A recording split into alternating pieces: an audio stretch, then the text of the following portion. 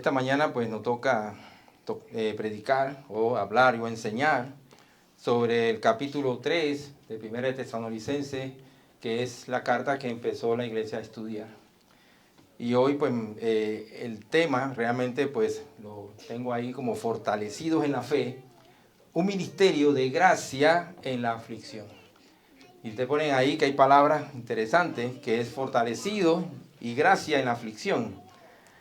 Y realmente pues me enseñó mucho durante esta preparación, esta carta, este capítulo, porque realmente pues es lo que vivimos todos nosotros los cristianos que hemos creído en el Señor Jesús.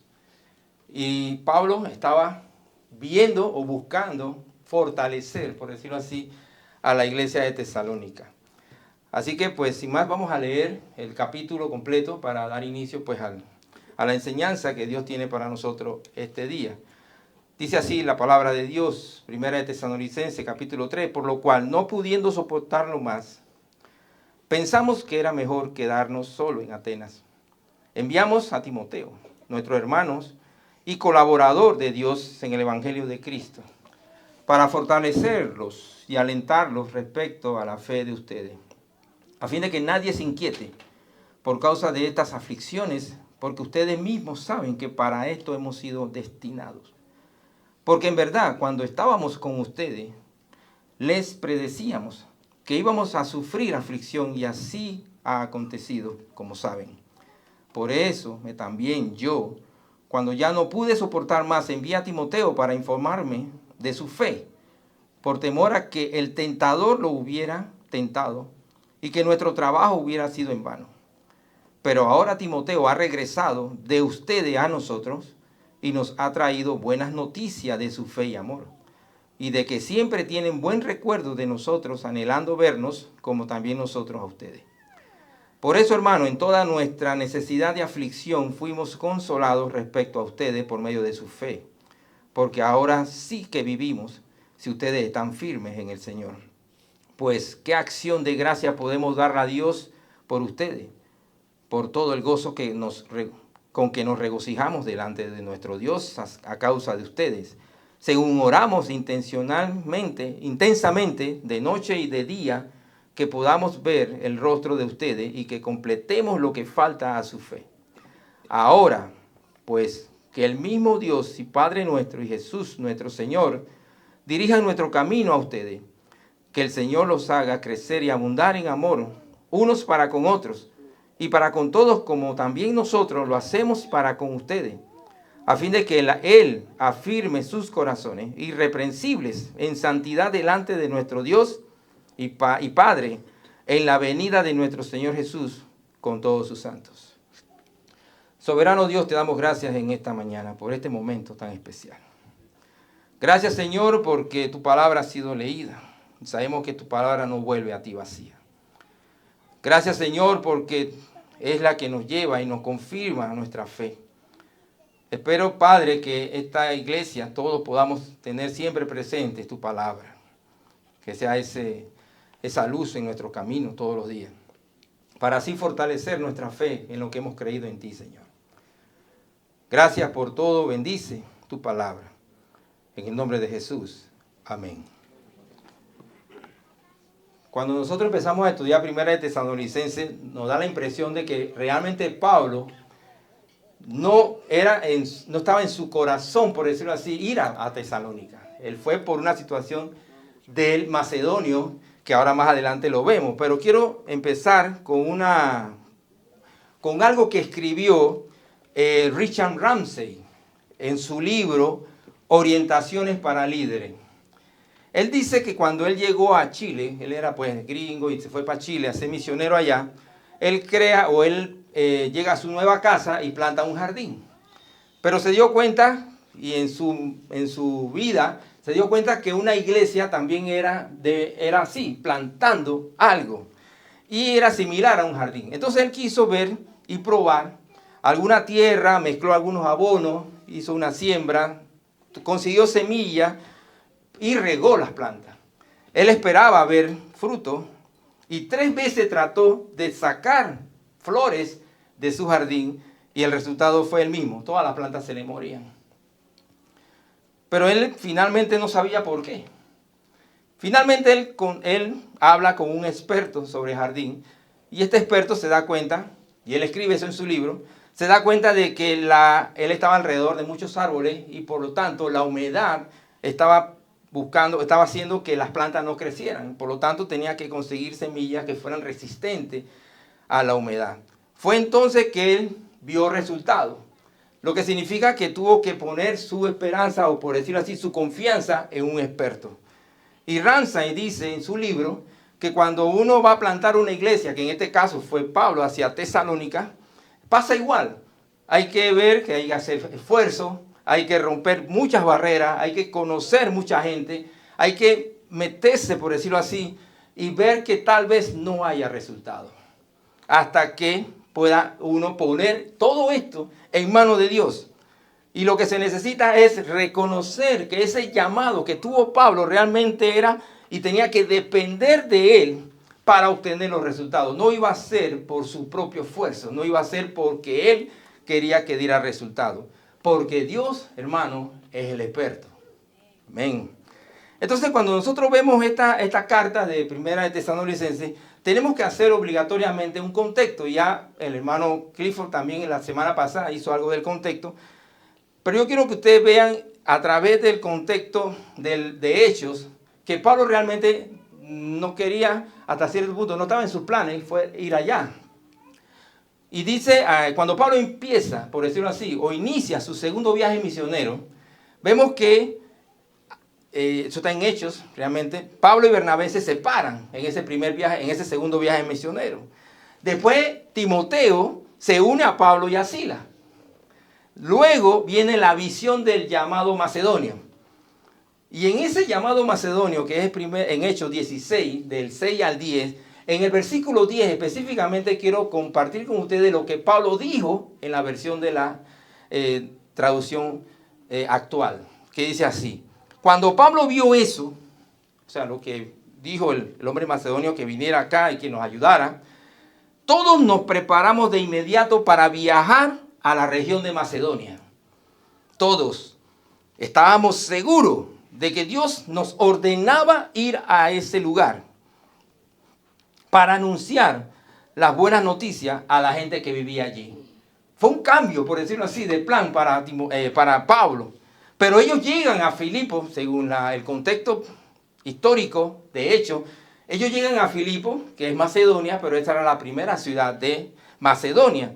Y ahí todo bonito se convierte en Lidia. Pero después hay una muchacha adivinadora que le daba ganancia a sus damos, que tenía un espíritu maligno, un espíritu malo. Y por lo tanto, al eliminar ese espíritu de esta muchacha, entonces empiezan los problemas.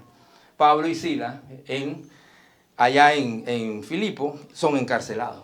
Por lo tanto, cuando están encarcelados, entonces viene la conversión del carcelero. Miren toda la historia que vamos caminando para que ustedes se vayan poniendo en contexto, ¿no? Y Pablo y Silas son liberados.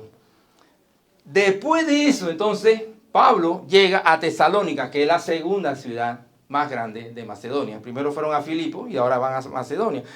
Pero pasaron unos 3 sábados ahí, predicando la palabra, y viene el problema. Hay un alboroto en la casa de Jasón.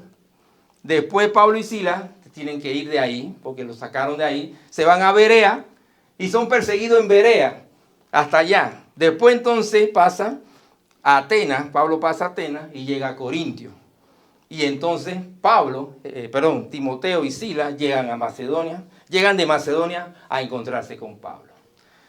Ese es el contexto. Es una película, realmente es una película. Pero vemos algo ahí, hermano. A menudo nosotros pensamos que el llamado es algo reservado para pastores, misioneros y líderes religiosos. Pero el contexto no es ese. Sin embargo, la Biblia nos enseña que el llamado es a todos sus discípulos. Y lo leemos aquí a diario. Cada domingo lo leemos en Mateo 28, 18 al 20. Porque ese es un don de gracia extendido a cada creyente.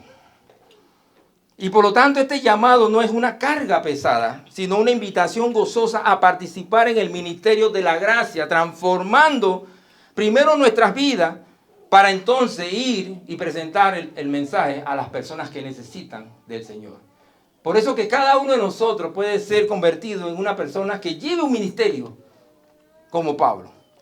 Y por eso que la primera parte del texto, la primera parte del capítulo, habla de una preocupación de Pablo ahora. Y esa es la preocupación pastoral que tenía Pablo con la iglesia de Tesalónica. Dice, por lo cual, no pudiendo soportarlo más, pensamos que era mejor quedarnos solo en Atenas. No pudiendo soportarlo más. Pablo estaba preocupado por lo que había pasado, porque solo había sido tres semanas que él estaba ahí. Y esta frase, no pudiendo soportarlo, es de un griego que se llama estegó. El griego estegó es una palabra pues, que se usa para ver esos envases para recoger agua, especialmente agua de lluvia. Entonces cuando el agua se va casi desbordando, es como que no soporta ya la cantidad de agua, se desborda. Por lo tanto es una preocupación. Y en el sentido figurado, entonces vemos que eso es más que todo soportar pacientemente y sufrir por las personas. Por lo tanto, al quedarse solo, Pablo prácticamente sufre esta situación. Estaba dispuesto a hacer un sacrificio personal por los hermanos, porque le hacía falta verlos, pero no pudo por las situaciones que ya hemos presentado aquí. Sin embargo, el quedarse solo es una palabra fuerte en el texto. Y recuerdo que es como cuando tú te quedas solo al perder un familiar o al perder una persona. Y recuerdo a David cuando perdió a su hijo Absalón, que él cree y empieza a decir, Absalón, hijo mío, con un dolor. Ese es el concepto. Por lo tanto, él estaba haciendo ese sacrificio por ello. Y esto es importante, hermano, porque él se sintió algo frustrado por no poder ir. Porque había sido estorbado por el maligno. Había sido estorbado y tal vez habían que ir a esa ciudad porque tal vez habían quedado enseñanzas que él podía haber dado a los tesalonicenses. Habían quedado tal vez doctrinas que podía haber enseñado. Habían quedado enseñanzas que tal vez no pudo desarrollar en su momento. Y es una preocupación del líder. Y eso es lo que nos enseña el texto aquí. Que él como líder se preocupa por los nuevos cristianos. Él se preocupa por las nuevas personas que necesitan el apoyo de su líder. Vemos muchas veces que hay pastores que realmente están en su iglesia, pero no se preocupan, ni sus líderes se preocupan por las personas que están creciendo en el Señor, por la juventud, por las personas que están o necesitan esto. Por eso que el amor no es un afecto simplemente o sensación agradable de decir que yo estoy en el amor del Señor, sino que se tiene que convertir en la preocupación por las personas. Y ese es el punto, es la forma en que el amor se expresa por las demás personas. Y por eso que si te amas realmente al Señor, se lo tiene que demostrar es a las personas que ama alrededor de Él. A los cristianos. No que yo tengo el amor y yo suficiente con eso. No, la expresión del amor debe ser así. Por eso que Pablo dice, Jesús dice en Juan 13:35, en esto conocerán todos que son mis discípulos. Si se tienen amor los unos a los otros. El mundo va a ver si nosotros nos amamos, si nos amamos entre nosotros. Porque ahí va a ver, todos conocerán que son mis discípulos si tienen amor unos con otros. Y por eso esa preocupación hace que Pablo envíe a Timoteo. Como un líder pastoral, por decirlo así, envía a su representante, a su diácono. Porque realmente dice el versículo 2, enviamos a Timoteo, nuestro hermano y colaborador de Dios en el Evangelio de Cristo, para fortalecerlos y alentarlos respecto a la fe de ustedes. Y esto es importante porque llamó a uno de sus mejores amigos, a su hermano, a su hijo, dice la Biblia que puede ser también, pero un hijo espiritual, servidor de Dios. Y la palabra servidor viene de diáconos, que es la palabra que se usa para servicio. Pero ¿qué fue a hacer Timoteo? Que es la base prácticamente de lo que el Señor quiere enseñarnos hoy. Fue a, dice la Biblia, en el versículo 2, fortalecerlos y alentarlos. En pocas palabras, él fue a confirmar la fe de ellos. Y esto significa hacer estable Eso significa, la palabra confirmación de la fe significa hacer maduro a una persona o espiritualmente maduro. Y esto es importante porque Pablo cada vez buscaba confirmar las iglesias que él también fundaba. Y esto debe ser así porque así funcionaba como Dios deseaba que funcionara. Y esto es importante porque siempre se van edificando en amor, creciendo espiritualmente. Y ahí se ve cualquier situación. Nosotros tenemos que ser confirmados en la fe para ver si nuestras creencias son prácticamente dirigidas por lo que dice la palabra de Dios. Y eso es importante. Dice la Biblia en Colosenses 2:6-7, dice, por tanto, de la manera que recibieron a Cristo Jesús, el Señor, así anden en Él. Y Él se lo escribió a los colosenses y dice, firmemente arraigados y edificados en Él. Y dice la palabra, y confirmados en su fe, tal como fueron instruidos, rebosando de gratitud. Entonces es interesante esta situación. Que manda, Timoteo lo manda, pero confírmame la fe para ver cómo está su fe. Y esta palabra es una palabra que tiene un contexto muy interesante. Y si nosotros nos vamos a Éxodo, allá en el capítulo de Éxodo, en el libro de Éxodo 17:12, vemos que había una lucha entre Israel. Allá donde Moisés se sube para levantar las manos, ¿se acuerda el pasaje ese que levanta las manos? Donde Ur y Aarón lo sientan y le sostienen la mano para que haya una victoria de Israel en esa guerra. Sin embargo, dice la Biblia en Éxodo 17:12, como las manos de Moisés se cansaban, tomaron una piedra y la pusieron debajo de él. Moisés se sentó sobre ella mientras Aarón y Ur sostenían sus manos, uno de un lado y el otro del otro. Así mantuvieron firme sus manos hasta que se puso el sol. Y la palabra sostener ahí, sostuvieron la mano, es la que se usa cuando Pablo habla con Timoteo a confirmar. Ve y sostiene a tus hermanos, fortalécelos en la fe. Y es lo que se necesita. Cada uno de nosotros debe saber que Dios quiere que nosotros también pasemos por eso, para que podamos ser fortalecidos. ¿Y por qué es importante fortalecer la fe de los hermanos en Tesalónica? Por lo que dice el versículo 3 de ese mismo capítulo.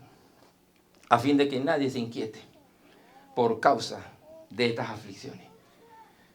Por eso es importante, hermano, que el ministerio de la confirmación tiene que ver con que la gracia también se tiene que manifestar dentro de la aflicción. Y aquí tenemos esta parte donde dice que nadie debe sentirse perturbado por las aflicciones, si usted es confirmado en la fe. Es importante ver, hermano, que en Santiago 1:2-4 dice, tengan por sumo gozo, hermanos míos, cuando se hallen en diversas pruebas.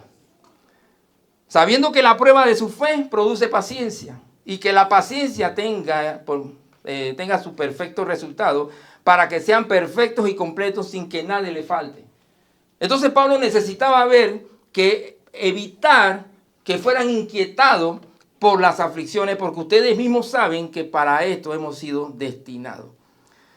Y quiero mencionar que el griego inquietar, que se usa en la Biblia, es una palabra que la conocí pues ahora en el estudio de este capítulo, que es sainó.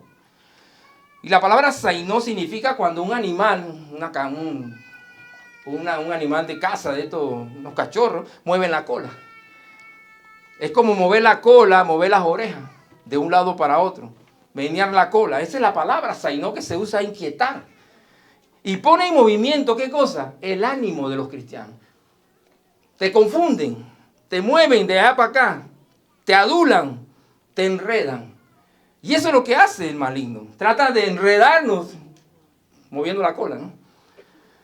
Pero hay que ver algo. Yo quiero tomar un ejemplo más práctico con esto y aprendí esto en Sabana Bonita. En Sabana Bonita es un lugar donde yo tuve que ir, tal vez así como Pablo, porque yo no iba cuando iba para Chiriquí, cuando me fui para Chiriquí, yo no iba para ese lugar. Y una hermana me dijo que fuera a visitar a esos hermanos y que los ayudara allá en Sabana Bonita, es un lugar que no conocía. Bueno, fui casi 3 años allá a enseñar y a estar con los hermanos. Y me encontré a un hermano llamado hermano Lin, que es un hermano como un diácono.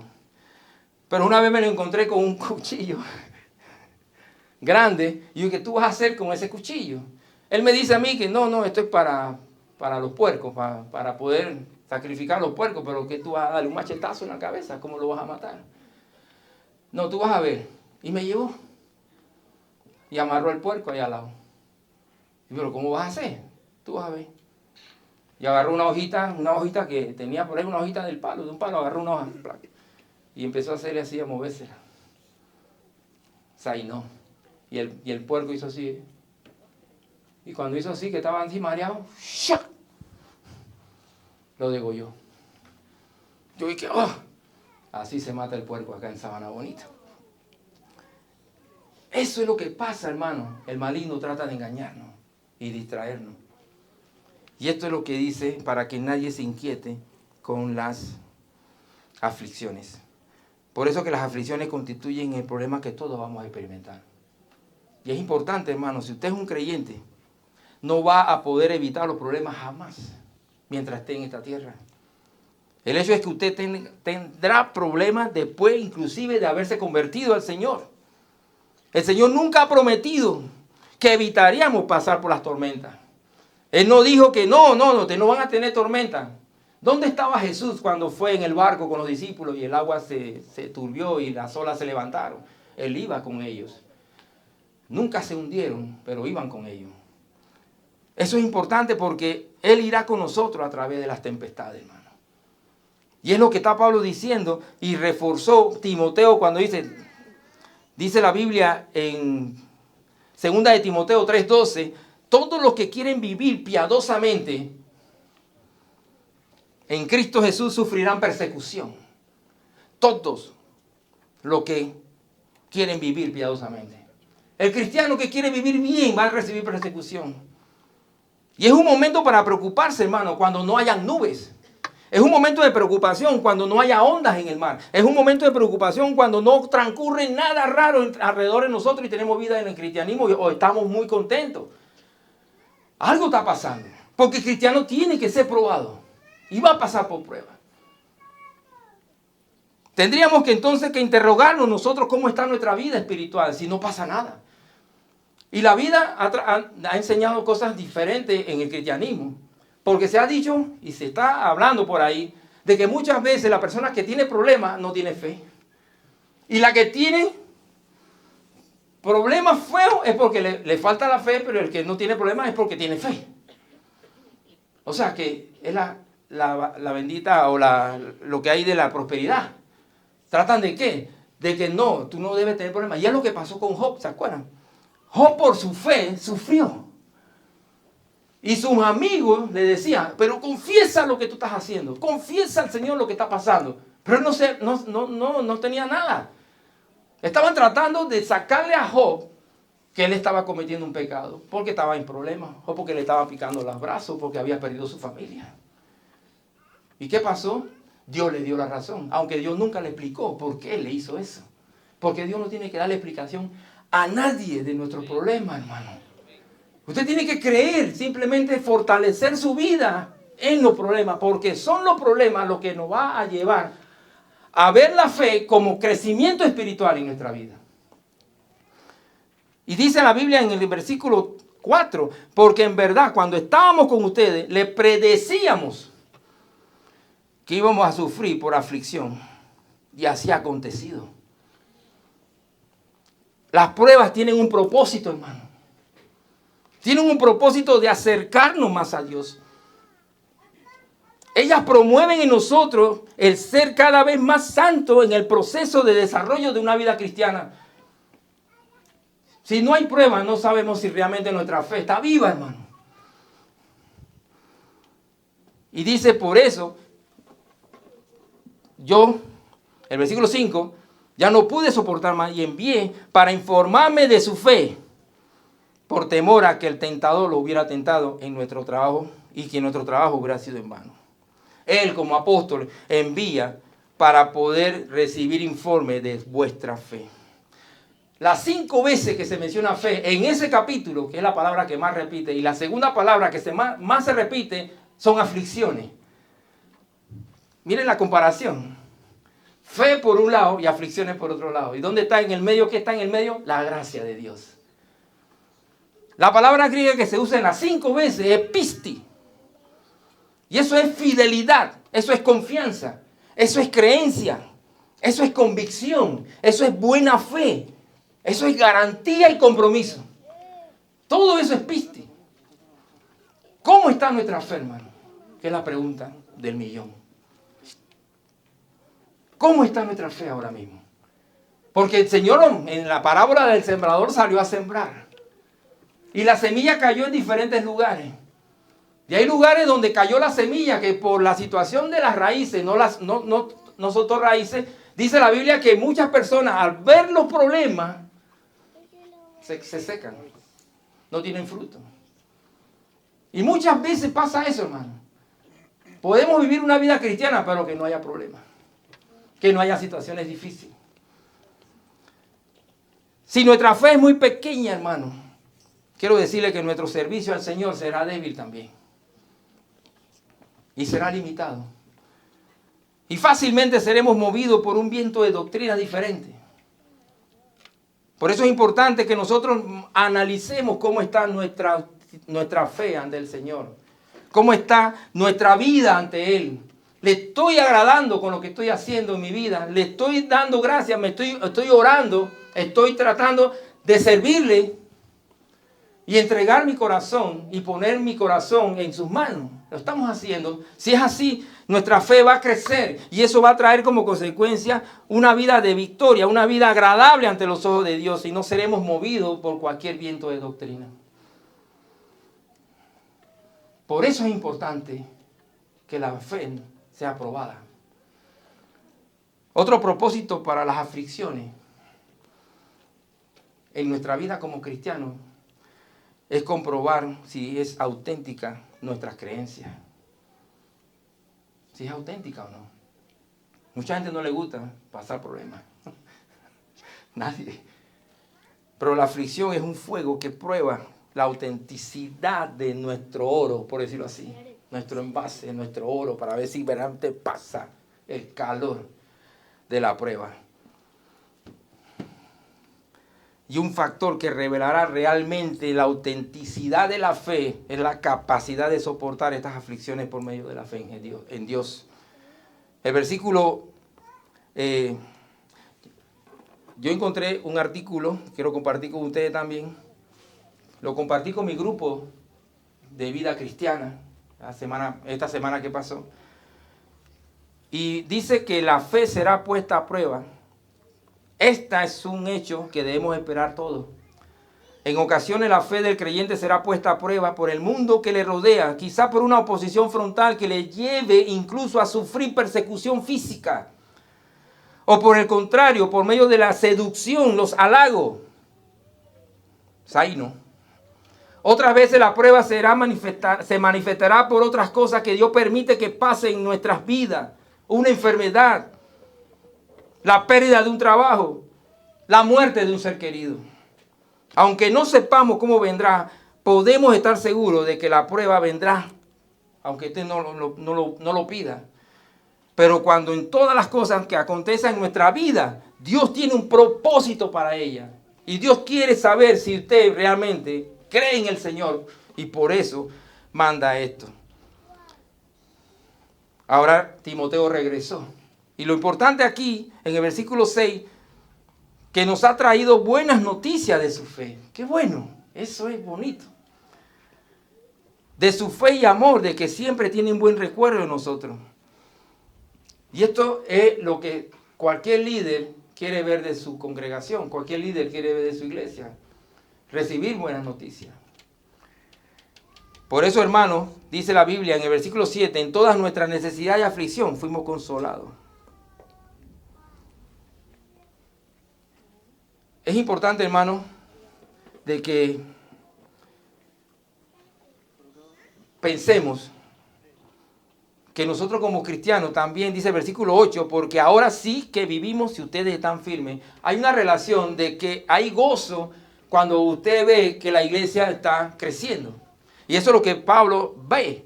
Esto lo llevó a pensar que él podía inclusive sentir ese agrado, disfrutar de su vida, disfrutar de lo que estaba pasando, y se veía realmente contento, porque incluso dentro de los problemas uno puede disfrutar de la vida cristiana, porque es la diferencia del mundo. Una persona en el mundo no va a soportar lo que está pasando tal vez un cristiano, pero inclusive usted puede disfrutar a través de la prueba, ¿o no, hermano?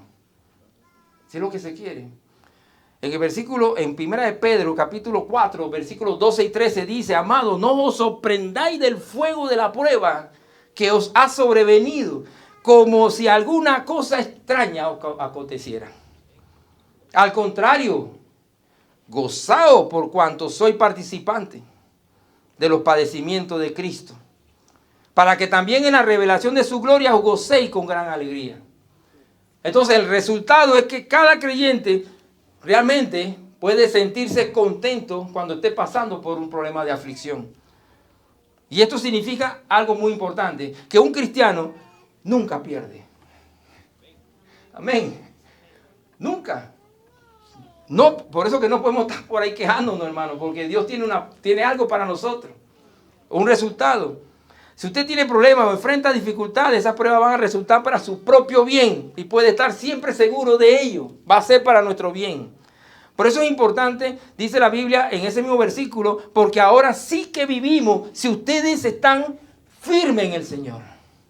Pablo quería que ellos estuvieran firmes en el Señor. Y esta palabra, estar firme en el Señor, es del griego esteco, que es estar, estar firme, permanecer firme, quedarse de pie. Yo conocí una vez un militar, un amigo mío, que él me dice, cuando yo le hablé estamos hablando sobre lo que era firme, estar firme. Él me decía que la posición de firme de un soldado, usted sabe que hay posición de firme y hay posición de descanso. Bueno, los que han sido militares, yo creo que saben eso. Pero él me decía que la posición de firme es la única que puede aceptar una orden de un superior. Por eso que el Señor nos manda a estar firmes. Aunque el Señor nos manda siempre a estar firmes, pero es la posición en la que Él acepta una orden, un militar. Y esto me llamó la atención. Por algo el Señor nos manda a estar firmes, porque estamos preparados, porque estamos atentos a la voluntad de Dios, a lo que Dios quiere que hagamos. Por eso debe estar firme cada uno de nosotros como cristianos. Y recuerdo también con esta palabra de estar firme aquel himno bautista, bueno, no está en el himnario bautista, que dice estar por Cristo firme. ¿Alguien lo conoce? Estar por Cristo firme. Hermano Trujillo, para que nos lo enseñe un día esto. Dice la primera estrofa de este himno: estad por Cristo firme, soldados de la cruz. Alzad hoy la bandera en nombre de Jesús. Es vuestra la victoria, con Él por capitán. Por Él serán vencidas las huestes de Satán. Oh, un himno escrito por la sangre del que lo escribió. Yo tengo por aquí algo de la historia de ese himno. Y las palabras fueron de un ministro llamado Dudley Atkins Tyng. Un pastor joven, bastante joven, pero bien dinámico, que estaba en un lugar en la iglesia y estaba futigando, por decirlo así, atacando el pecado que estaba viviendo la iglesia en ese tiempo. De tal manera que lo estaba haciendo en el nombre del Señor, para poder que la gente regresara a Cristo. ¿Y qué hizo la iglesia? Lo sacó de la iglesia. Lo despidió. Y algunos otros hermanos que se fueron pues con él, fundaron otro lugar. Y él llegó a tener casi 5,000 miembros en su iglesia. Bastante joven. Y predicó. Y tenía una iglesia grande. Pero 3 días después, él va a un granero donde él vivía. Eso era la época de por allá, Escocia, de esa área por allá. y en el granero había un animal de carga. Y el animal de carga estaba jalando un rodillo o algo así, y él, por situaciones que no supo nunca, se le agarró el brazo. Y el animal de carga se lo destrozó todo. Allá no hay ambulancia, no hay 911. Y estaba muriendo. Y él entonces, el domingo, estaba casi la gente esperándolo en su iglesia. Y un hermano le dice, fue a su casa, estaba muriendo. ¿Qué quiere? Que le digamos a la gente. Y él dice, ve allá y solo dile a ellos que estén por Cristo firme. Que no se aparten. Un hermano de ahí lo escribió, hizo la letra del himno, basando en esa frase. Y el domingo, él muere. Y fueron usadas las letras para su sepelio. Estar por Cristo firme, hermano. Un muchacho joven. Nosotros diremos, pero qué injusticia. ¿Por qué él tan joven? ¿Por qué no esperó el Señor? Dios nos da explicación de las pruebas, hermano. Si usted está pasando por una prueba, Dios no le diga a Dios por qué está pasando por esa prueba. Porque el Señor no se lo va a decir. Adore a Dios, glorifica a Dios, inclínese y siga adelante. Y disfrute que ha sido probado por Dios. Eso fue lo que pasó en la iglesia primitiva. Cuando la iglesia primitiva estaba siendo perseguida, ellos salieron contentos porque habían sido dignos de ser perseguidos por Dios. ¿Cómo es la cosa? Se sentían contentos porque habían sido perseguidos por el mundo, porque eran cristianos. Pero hoy en día nadie quiere sufrir. Todo el mundo quiere estar bien. Si no, pregúntenle a los hermanos, como hermanos allá de los que están allá sufriendo por la palabra de Dios. Pablo entonces, que a través de todas estas pruebas, le dice a los tesalonicenses ahora, vamos a crecer ahora en el Señor. Ya saben que Dios prueba, ya saben que pueden estar alegres, ya saben que Dios le va a probar. Ahora necesitamos seguir creciendo en el Señor. Y dice la palabra, pues qué acción de gracia podremos dar a ustedes, a Dios por ustedes, versículo 9, por todo el gozo con que nos regocijamos delante de nuestro Dios a causa de ustedes. Salmo 116, 12 dice, ¿qué pagaré a Jehová por todo su beneficio? ¿Qué pagaré yo? No tenemos precio por todos los beneficios que Dios nos ha dado. Y eso es una gran experiencia. Porque era la labor que estaba haciendo Pablo. ¿Qué pagaremos nosotros por lo que Dios ha hecho por nosotros? Simplemente. Dice ahí la Biblia. Oremos intensamente de noche y de día que podamos ver el rostro de ustedes y que completemos lo que falta de su fe. Para ir terminando, hermano, versículos 12 y 13 llama la atención también. El versículo 12 que dice que el Señor os haga crecer y abundar en amor unos para con otros. Es el amor en acción. Es el amor en acción. Y para con todo, como también nosotros lo hacemos para con ustedes. Esa es la parte, hermano. Esa palabra amor ahí es ágape. Porque el amor es acción. No se trata de ese afecto, sino simplemente buscando el bienestar de otro, como lo habíamos mencionado al principio. Y esto es importante porque todos nosotros